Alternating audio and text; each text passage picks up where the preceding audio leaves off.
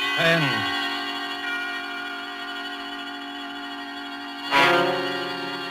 This is the man in black, here again to introduce Columbia's program, Suspense. In our starring Hollywood cast this evening is Mr. Peter Lorre, who appears as a mysterious gentleman called George Ravel. Miss Wendy Berry plays our worried heroine, Marjorie. Mr. George Zuko is the lawyer, Alex Stevens.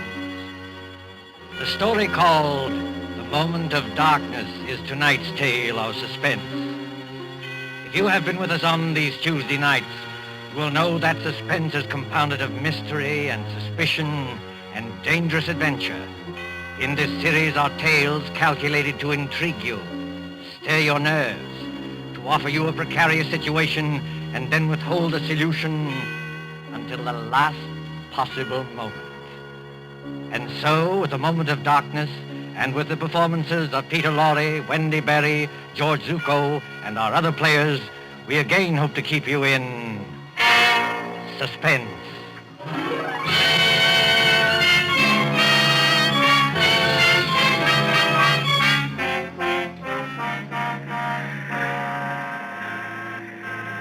The Train Bleu crack express train from Paris to the French Riviera, which in these carefree days before the war used to make the journey from Paris to Nice overnight.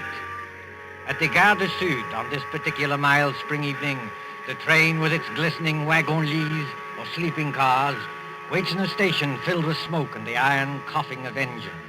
You can hear the excited crowd and the slamming of compartment doors.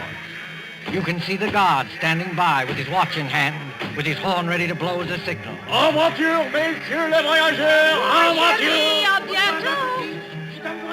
Better get in, Emily. The train just about ready to That start. commotion there.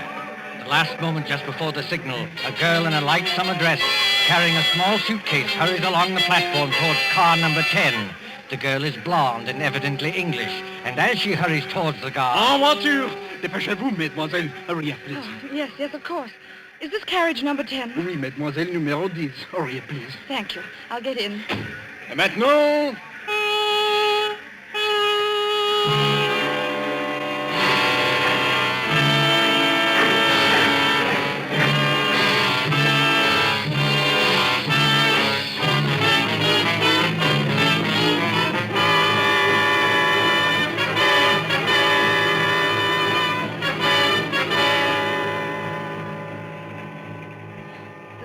Must be at least a mile long. Car 10. Compartment number 6. Compartment number 6. Compartment... Oh, here it is. Yes, come in. Mr. Stevens, Oh, I beg your pardon. That's quite all right. Won't you come in? I thought this was Mr. Stevens' compartment. It is his compartment. I'm sharing it with him. He is on the train, isn't he? Oh, yes. He's going to look for some luggage that failed to turn up. In the meantime, won't you come in and sit down? Thank you. As an old friend of Toby Stevens... Why do you smile? Nothing. It's just odd to hear a dignified man like Mr. Stevens called Toby. That's all. Well, it suits him. As an old friend of his anyway, may I introduce myself? I'm Ken Blake, on vacation from the American consulate in London. How do you do? My name is Gray, Marjorie Gray. I most particularly wanted to have a word with Mr. Stevens. Miss Gray, will you pardon my impertinence if I ask... Ask what? Whether it's about your Aunt Hester at Monte Carlo and the man who seemed so determined to scare her to death. You know about that? Yes, a little. After all, that's why Toby's left his law practice and come all the way from London. He said... Mr. Stevens. Marjorie. Great Scott, what are you doing here? I came up from Monte Carlo, especially to see you. I thought I'd find you in Paris, but when I got to your hotel, they told me you'd gone. Cook said they'd reserved a compartment on this train for you. So, well, here I am. But why? Before you see Aunt Hester, Mr. Stevens, I want to know what you meant by that letter you wrote me. I meant exactly what I said, Marjorie. I'm going to expose this faker, George Ravel. Excuse me, if you two want to talk, I'll just clear out of here. No, Ken, stay where you are. Really, Mr. Stevens? You've made an impression on her, Ken. When the girl suddenly becomes thoroughly British after spending half her life on the Riviera, well, you've made an impression. Don't talk like that, Toby. She won't get annoyed with you for saying it. She'll just get annoyed with me. Marjorie, this is Ken Blake. We've met, thanks. I asked him to come along with me, and for a very good reason. Indeed? Ken was for years at the American consulate in Paris. He knows all the heads of the Sûreté Générale, that's the Scotland Yard of France. And in particular, he knows the great detective Flamand, who's the chef de Sûreté. I thought Ken might be very useful when we nab Ravel. But I tell you, Ravel is dangerous. Dangerous, my eye. Something's going to happen. I know something dreadful's going to happen. Now, let's face the situation, Marjorie. Your Aunt Hester is middle-aged, wealthy, and, Oh, if only Uncle Paul hadn't died. He was the decentest person I ever knew. But he did die, my dear, and Hester can't be consoled. She can't eat, she can't sleep, she can't think of anything except getting in touch with his spirit. Along comes this faker Ravel to give seances. I wonder if he is a faker. You're not falling for this Tommy rot, surely? Really, Mr. Blake, if I'd asked for your advice in this matter... I beg your pardon, Miss Gray. When we get to Nice, I'll take the first train back to Paris. No, wait, please. I didn't mean to be rude. It's nice of you to help us, but it's the whole atmosphere of Monte Carlo. Well, that's quite all right, my dear. We understand. Of course. There's Aunt Hester in that villa over the Mediterranean. There's Ravel, all thin and quiet and swarthy, with those somber-looking eyes of his. He seems to dominate her, just as Mr. Stevens used to. Dominate her, my dear? That's rather a strong word for an easy-going old buffer like me. The things Ravel does at those seances are terrifying. I don't know whether he's an imposter or not, but I am sure nobody else can do what he does. Now there, Marjorie, is where you're wrong. I can. You can? Yes. I promise to duplicate in front of your aunt every single trick Ravel ever performed. Oh, but that's impossible. Is it? Wait and see. I'll put it up to Mr. Blake. It isn't merely that Ravel is tied up, tied hand and foot in a chair, while these horrible things are going on. I know there are people who can get out of ropes and back into them again. But Ravel lets you take one precaution that shows there can't be any trickery. Oh? And what is that precaution? Just before the lights go out, he takes a piece of white paper. Well? He puts one under each foot. You take a pencil and draw an outline around the shoe on the paper. If he moved the millionth fraction of an inch, it would show in the outline later. But it never does. Well, look here, Toby, that's a bad one. Why does it strike you as being so funny? Because I can do it, too. Just give me a moment of darkness, that's all. You mean he gets out of his shoes or something like that? No, he could hardly get out of his shoes and back into them without disturbing the outline. Then he doesn't leave his chair after all. On the contrary, he can be all over the room. Well, how in Satan's name does he do it? My dear fellow, there's nothing simple.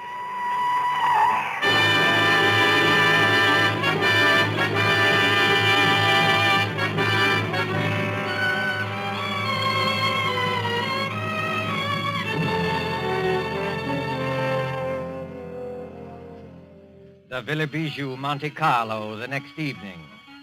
On the lighted terrace, that white villa, overlooking the olive groves and the sea, three people are seated at their ease, enjoying the night air. Below glitters the town, a white palm garden. But even its lamps are dimmed by the firework illuminations from the Promenade des Anglais. When the Principality of Monaco celebrates its ruler's birthday, great rockets go hissing upwards to burst and bloom in colored fires against a black sky.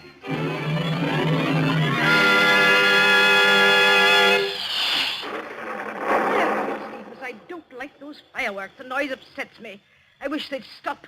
Never mind the fireworks, Hester. You've heard my proposition. Give me an answer. Oh, what's more, you spill broth on your jacket at dinner. You're the clumsiest eater I ever saw. Here. Let me take a handkerchief to it. Please, Aunt Hester, won't you answer Mr. Stevens? Why don't you two let me alone, both of you? We're only trying to help you. Don't you believe that? Oh, yes, I believe it, but I'm happy. I talked with my husband twice last week. Now, look here, Hester. This has got to stop. Why? Ravel's a fraud, and I can prove it. If Monsieur Ravel is a fraud, what does he gain by this? Has he not asked for money? I don't know, has he? No, not a penny. You haven't changed your will by any chance. People do queer things sometimes that even their solicitors don't know about. Oh, no, dear, I haven't changed my will. When I die, Marjorie inherits everything. I am a lonely woman. I'm getting old. I haven't got much to look forward to. Now, why don't you go your way and let me go mine? Suppose Ravel is a fraud. Just suppose it. Well, all right, have your way. You wouldn't like to think you'd been deliberately tricked and imposed on now, would you? Oh, no. Now, listen, Hester. If I prove to you these so-called miracles were really tricks that I can do myself. Oh, don't be ridiculous, Alex Stevens. I offer to prove that here and now. Would that shake your faith a little? Yes, I suppose it would. I But how did you become so clever all of a sudden? How did you become so gullible all of a sudden? You used to scoff at this sort of thing. You used to be gay and lively and go to the casino. Well, that was before Paul died. You're shivering, Marjorie. If you feel cold, put on a wrap. I'm not cold.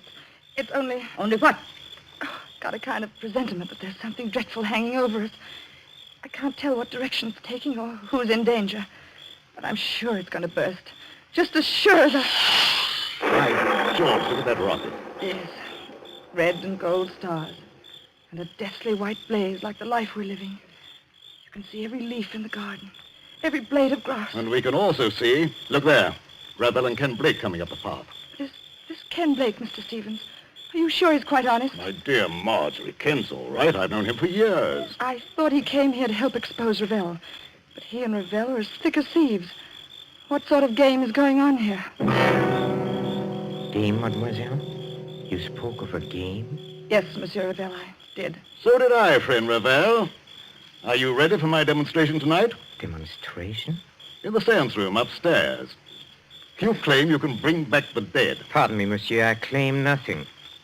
When I'm in trance, I cannot tell what happens. But I can. I'm going to make ghosts walk by perfectly natural means. You know, Monsieur Stevens, I don't understand your logic. Logic? Yes, you wish to, how do you put it? Expose me? But how will you expose me by these childish tricks? If I show you a counterfeit 10-pound note, does that prove there's no Bank of England? I'm not going to argue subtleties with you. You can always beat me there.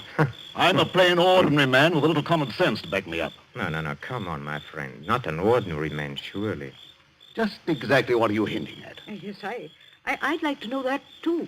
Oh, Madame Hester, believe me, I didn't mean to upset you. I wouldn't upset you for anything. No, I'll bet you wouldn't. Well, I kiss your hand, Madame. I'm all apologies. Well, let this gentleman do what he likes.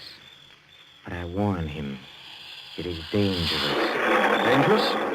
How is it dangerous? That's the first time you've spoken, Mr. Blake. Why have you been so quiet? Please, Marjorie, please now, be a good girl and stop interrupting. Oh, I'm sorry, Aunt Hester, but he's been muttering to himself and moving from one foot to the other and looking guilty. Confound it, I'm not looking guilty. Aren't you? No, it's a hot night. I don't like this business at all. Why will a seance be dangerous? Why?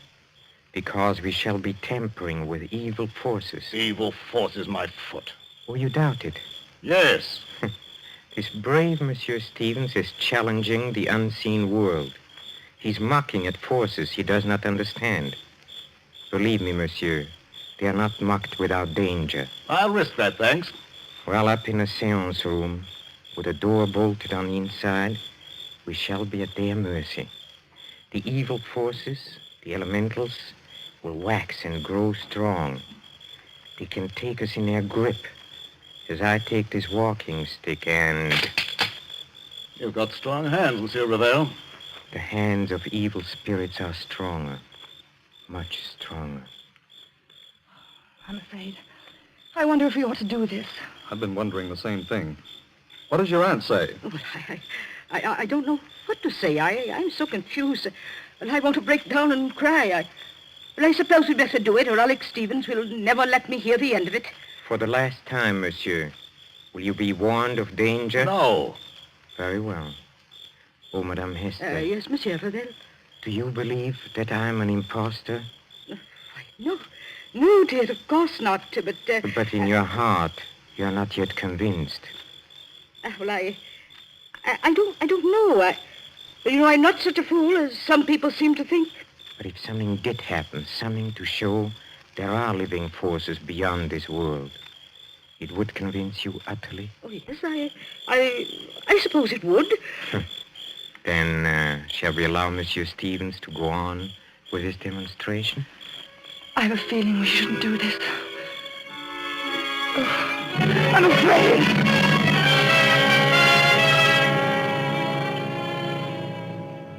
Upstairs at the Villa Bijou, there is a small, bare, deeply carpeted room. Its only furniture consists of a round table, 5 chairs, and a large cabinet phonograph. There is only one door, and there are no windows. In one chair, a little way back from the table, sits Mr. Alexander Stevens. He is tied hand and foot, the outline of his shoes drawn with pencil on pieces of paper, so that he cannot move. Now then, friend Raphael. Have you quite finished tying me up? Oh, yes.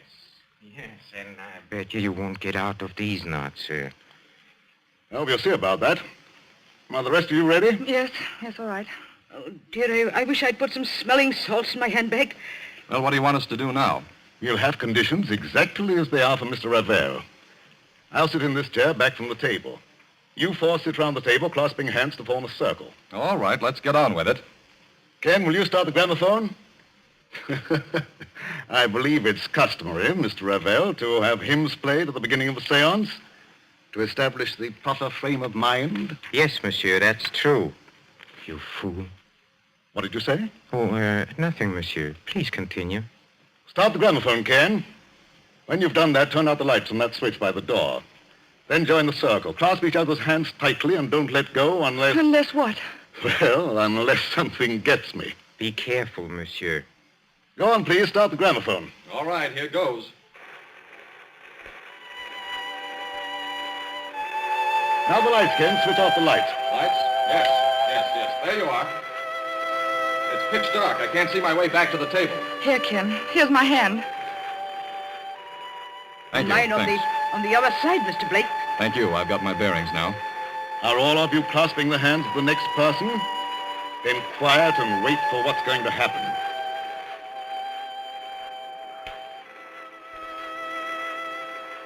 Ken, look. Look where? Over there, where Mr. Stevens is sitting. What about it? There's a luminous spot in the dark, about the size of a shilling. Shh. Quiet, please.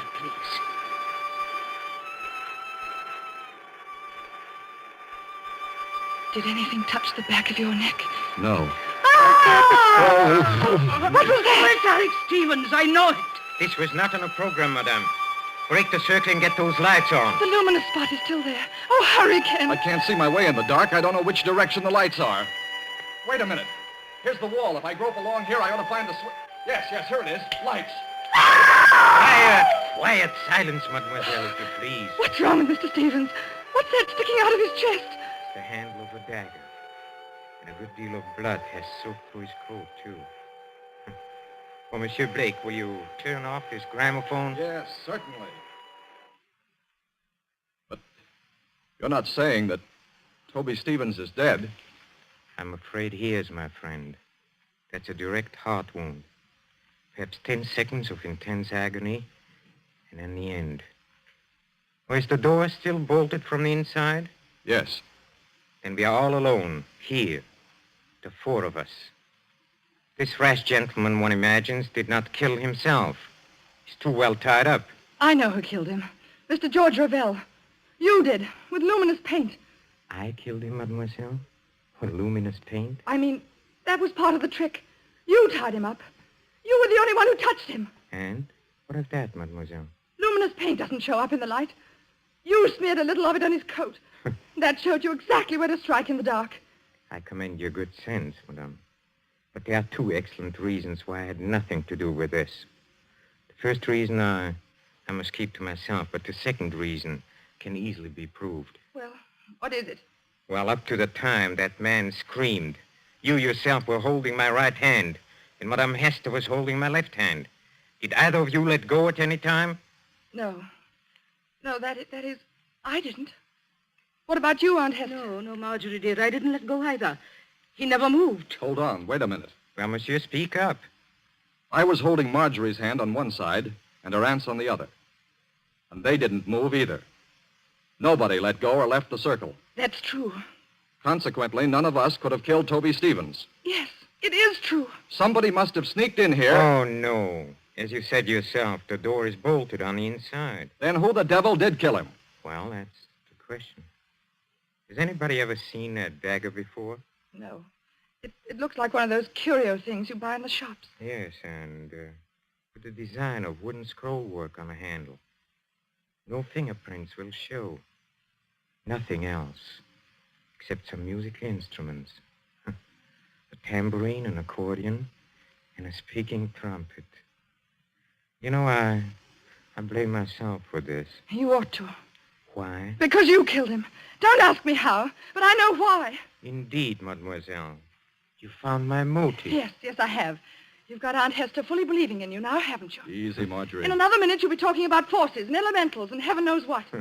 You'll be saying it was a spirit hand that killed Mr. Stevens because nobody else could have. Please, Marjorie, brace up. Someone's got to send for the police. Why don't you send for the police, Ken? Couldn't you help us there? Help you? How? Mr. Stevens said you knew the heads of the Sûreté. He said you knew this man Flamand, who's supposed to be the greatest detective in France. Oh, but this isn't French territory. Monte Carlo is the independent state of Monaco. I'm sorry, Marjorie. Ordinarily, I might have helped. You mean you won't help us?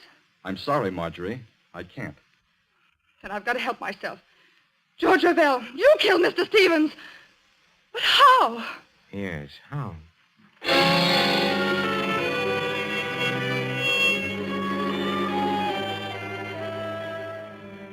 24 hours later, 24 hours of blind puzzling. In the railway station at Nice, 9 miles from Monte Carlo, the night express for Paris is already underway. The guard has blown his signal, and the great wheels grind. A young man, hatless and worried, pushes through the crowd past the already moving train. Non, monsieur. C'est défendu. Vous êtes trop tard. Too late, nothing. I'm getting aboard this train. Prenez garde, monsieur. Prenez garde. I'm sorry to have caused you any trouble, guard. But do you happen to know whether... Marjorie, Ken Blake, what are you doing on this train? exactly the question I wanted to ask you. Walk along the corridor with me, will you? All right. Marjorie, you little idiot. What's the idea of running away? If it's any of your business, Mr. Blake, I'm not running away. I'm merely going to Paris. You were told to stay in Monte Carlo. Don't you know you can land in jail for this? They'll put you in jail, too, won't they? Yes, I suppose so. But what's the idea of going to Paris? First of all, I had to get Aunt Hester away from that man Ravel.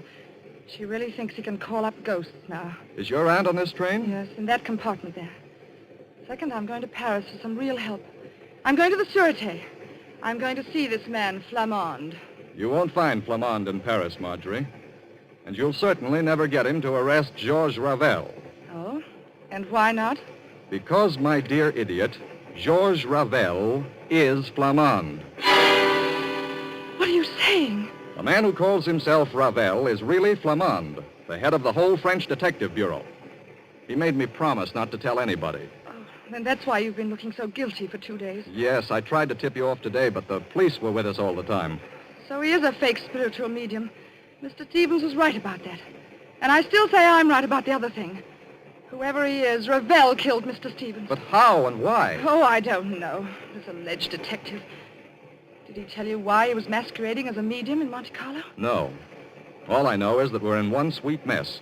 We've left town without permission. They'll probably stop the train and send us back in a patrol wagon. Oh, no, my friend. That won't be at all necessary. Ravel! Yes, mademoiselle. Ravel or Flamand. Well, since you know me as Ravel, call me that. You knew that I was on this train? Oh, naturally. Look here, old man. I kept quiet about you because you swore it was a matter of life and death. But will you answer a couple of questions now? Oh, with pleasure. Why did you pose as a medium? Because the Monacan government employed me to trap a murderer. So I had to work, how do you say, undercover. All right. Why was Toby Stevens killed? Stevens was killed because he was a blackmailer. A blackmailer? Yes, mademoiselle. Does that surprise you? Yes. Oh, yes, of course. Very much. I tried to warn Stevens, but the fool wouldn't listen. And then, well, I wasn't quick enough.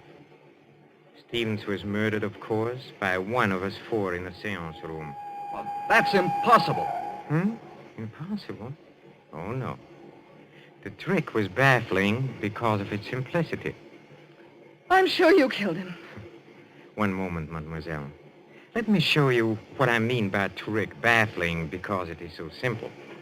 Take, for example, the pencil outline drawn on a paper around the medium's shoes. Did Stevens tell you how I did that? No. On this train 2 nights ago, he started to tell us, but... Then he just stopped in the middle of it and laughed. You see, the medium leaves his chair. Well, he makes tambourines rattle and ghost forms appear. Yet the pencil outline is not disturbed. Now, how does he manage it? Well, how does he manage it? Well, quite easily. He returns to his chair. He turns over the 2 pieces of paper. He takes another pencil and draws an outline of his shoes on the reverse side of the paper. You look at it. And imagine it's the same outline we drew. Precisely. So easily are people misled. And it was the same way with a murder. But there couldn't have been any trick about the murder. None of us left the circle. We were all clasping hands when we heard that scream. Don't you agree? Huh? Oh, yes, I agree. I can't stand this any longer. When we heard Mr. Stevens utter that horrible scream... What makes you think it was Stevens who uttered that scream? I beg your pardon. What makes you think it was Stevens who screamed? Well, wasn't it? Oh, you assumed it, yes. Well, we all assumed it. But up to that time, Stevens wasn't even hurt. Wasn't hurt? You see, the source of sound cannot be located in the dark. It was the murderer who uttered that appalling cry. In a few seconds of darkness, before the lights went on, the killer simply leaned across and drove that dagger into Stevens' chest. And you proved that? Yes. If Stevens had been hit at the time of the scream, blood would have blotted out the spot of luminous paint. Yet, Marjorie Gray saw the paint shining after the scream. That's true, Marjorie. I heard you say so. You put the luminous paint there, Ravel. You were the only person who touched him. Oh, no. There was one other person who touched him. Who was it? Another person, in full sight of you, said Stevens had spilled broth on his coat and swabbed at his chest with a handkerchief. You mean... I mean, of course, the real murderer. Your Aunt Hester. Yes, Marjorie. Your Aunt Hester. Aunt Hester! Keep back, all of you. Oh, so you managed to find a revolver? Marjorie, I poisoned your Uncle Paul. I poisoned my husband, and Alex Stevens knew it. You can't get away, madame. Keep away from that door. I never believed in spiritualism. I let myself be influenced by a medium because Alex Stevens would try to stop it.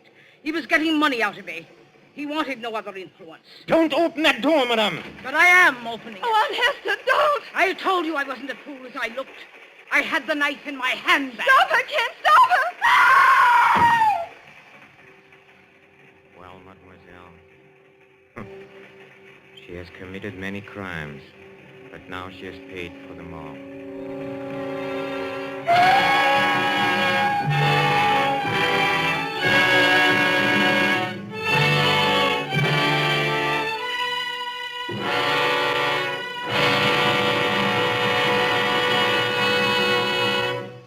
And so closes The Moment of Darkness, starring Peter Lorre, Wendy Berry, with George Zucco. Tonight's tale of Suspense.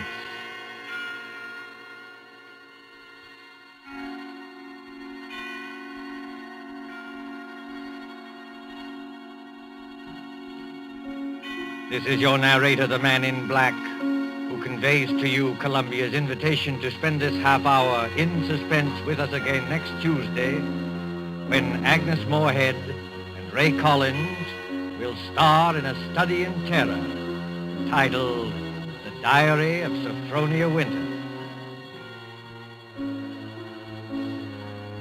The producer of these broadcasts is William Spear, who with Ted Bliss, the director, Wilbur Hatch, and Lucian Morowick, conductor and composer, and John Dixon Carr, the author, collaborated on tonight's Suspense.